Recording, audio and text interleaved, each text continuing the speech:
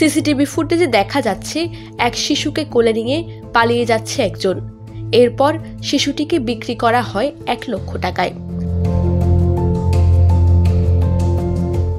গেল 7 দিন আগে শিশু চুরির এমন ঘটনাটি ঘটে চট্টগ্রামের বাকলিয়া থানার বাসুর কলোনি এলাকায়।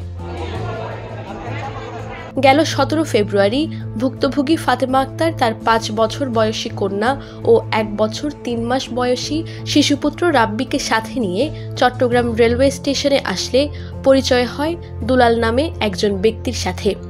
পরিচয়ের সুবাদে ফাতেমা আক্তারকে চট্টগ্রাম মহানগরীর বাকলিয়া থানাধীন বাসুর কলোনিতে নিয়ে যায় এবং সেখানে একটি রুম ভাড়া করে অবস্থান করে। পরবর্তীতে 19 ফেব্রুয়ারি ফাতেমা আক্তার সকালের নাস্তা খেয়ে বাথরুমে গেলে এই সুযোগে দুলাল মিয়া 1 বছর 3 মাসের শিশুকে নিয়ে পালিয়ে যায়।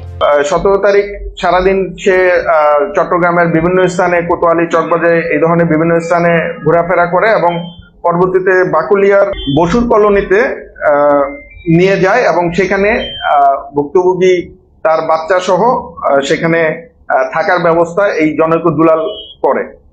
19 তারিখ অর্থাৎ 2 দিন পরে 19 তারিখ সকালবেলা নাস্তার পরে যখন ভুক্তভোগী ফাতেমা বাথরুমে যায় তখন এই দুলাল এই 1 বছর 3 মাস বয়সী বাচ্চাটাকে চুরি করে সেখান থেকে পালিয়ে যায়।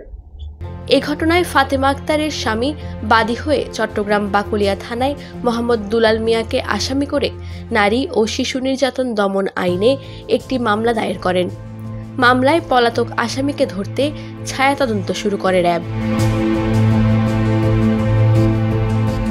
পরবর্তীতে র্যাব 7 চট্টগ্রাম, র্যাব 14 ময়মনসিংহ এবং র্যাব সদর দপ্তর গোয়েন্দা শাখার যৌথ অভিযান পরিচালনা করে কিশোরগঞ্জ জেলার সদর থানা এলাকা থেকে আসামি মোহাম্মদ দুলাল মিয়াকে আটক করে র্যাব। ভুক্তভোগীর স্বামী বাদী হয়ে চট্টগ্রাম বাকুলিয়া থানায় গত 24 ফেব্রুয়ারি একটি মামলা দায়ের করেন। তথ্য প্রযুক্তির মাধ্যমে নজরদারির এক পর্যায়ে আমরা এজাহারনামীয় আসামি দুলালের লোকেশন কিশোরগঞ্জের সদর থানায় লোকেট করতে পারি এবং পরবর্তীতে আমাদের ঢাকা থেকে র্যাব সদর দপ্তরের গোয়েন্দা শাখা, র্যাব 14 এবং র্যাব 7-এর আভিযানিক দল দুলালকে গতকাল বিকাল 4:30টার দিকে কিশোরগঞ্জ হতে গ্রেফতার করে।